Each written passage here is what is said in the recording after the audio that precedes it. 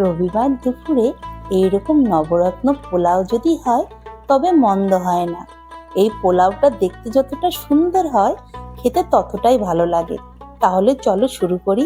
সবার প্রথমে পোলাওয়ের জন্য কিছু সবজি কেটে নিয়েছি, যেমন 2 রকমের ক্যাপসিকাম, ফুলকপি, বিনস, গাজর, টুকরো করা পনির আর নিয়েছি সুইট কর্ন। এরপর বাসমতি চাল ভালো করে ধুয়ে কিছুক্ষণ ভিজিয়ে রেখে জলের মধ্যে গোটা গরম মশলা, তেজপাতা আর নুন দিয়ে চাল সিদ্ধ করে জল ছাড়িয়ে রেখে দেব। এবার কড়াইয়ে তেল গরম করে কাজু, কিশমিশ, কাঠবাদাম আর পনির হালকা ভেজে তুলে রাখবো।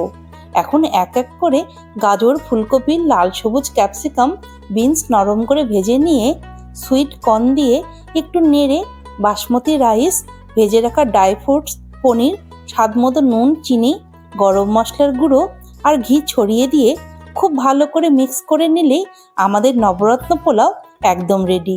এর সাথে কষা মাংস দিয়ে খেতে কিন্তু দুর্দান্ত লাগে। ভিডিওটি ভালো লেগে থাকলে একটি লাইক করে দিও। টাটা।